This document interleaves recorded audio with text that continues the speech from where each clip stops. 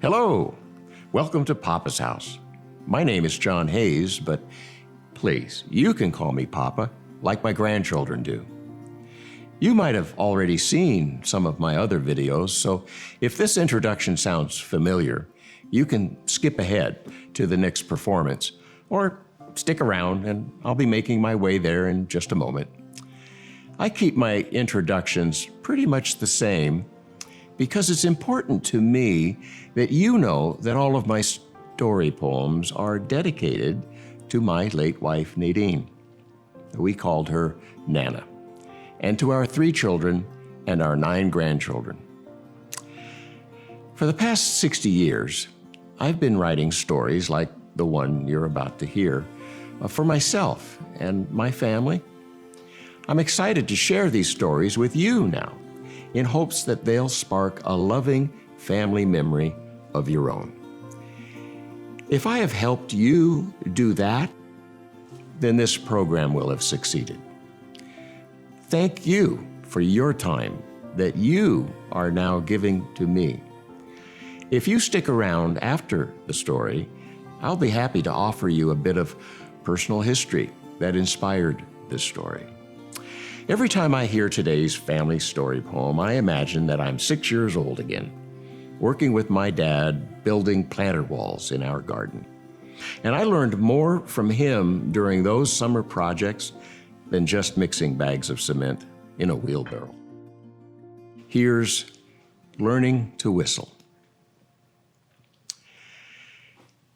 I remember how my papa's lips could whistle almost any song. It makes my work seem short and makes my play seem long, Papa would say. I thought whistling like my papa would be cool. I soon found out that whistling wasn't a subject taught in school. Say, Papa said, I could teach you and we could whistle together. Papa laughed. I whistle no matter the time, no matter the weather. Oh, Papa, I would love to learn. Then I could whistle along with you. That would be fantastic. We would whistle whistling songs for 2, and all that we will need will be our 2 lips and plenty of hot air. And we will be whistling songs anytime and anywhere. Just pucker your lips like this. Imagine you are kissing a kiss. Now, blow your breath out slow. All I got was a big breathy hiss. Okay, try this. Stretch your lips over your front teeth. But my lips hurt when stretched over my teeth beneath. I wished that I had the wondrous whistle that Papa had. He said, now, don't be sad. Your whistle is not that bad. To have success in life and whistling, you must never quit.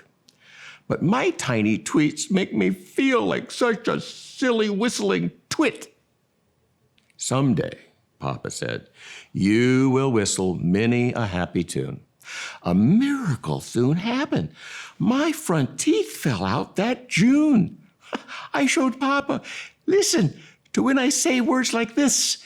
This had a whistle without the slightest hiss. My front teeth were lost, but my whistle was found. Any words with an S made a sweet whistling sound. Even the istle in whistle made this awesome tweet. Missing front teeth helped make my whistling sweet. I could whistle whatever sounds that entered my brain. I could whistle like a bird. I could whistle like a train. I could whistle in the sunshine. I could whistle in the rain. I could whistle when happy. I could whistle when in pain. I could whistle while at work. I could whistle while at play. Fantastic. Such a whistling wonder, my Papa would say. Whistling would help make me smile if I was feeling sad. Whistling was a way of helping make a sad heart glad. My front teeth grew in, but my whistle hung around. I got better and better at making this glorious sound. Papa taught me to stick 2 fingers between my lips that made loud whistles capable of signaling ships. So take my advice. Learn to whistle a happy tune. Don't wait till your teeth fall out someday in June. Pucker your lips together and blow that hot air out. That happy whistle is better than your silly old pout.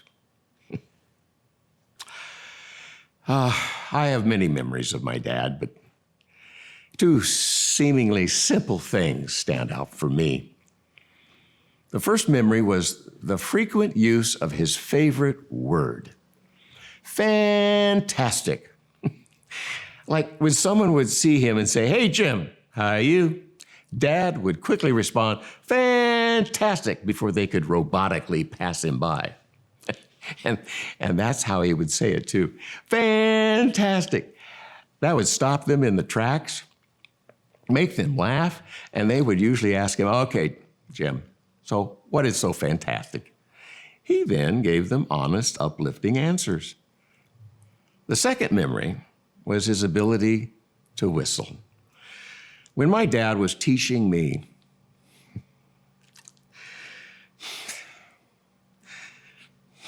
how to mix cement, he was always whistling, especially when he was outside working on projects like those rock walls. Dad was an awesome whistler. And from the time my big brother Jim and I could wander off to play in the neighborhood, Dad would use a unique whistle created for each of his 4 children when he wanted to call us home. Dad could whistle a happy tune, but he could also whistle as loud as a steam locomotive.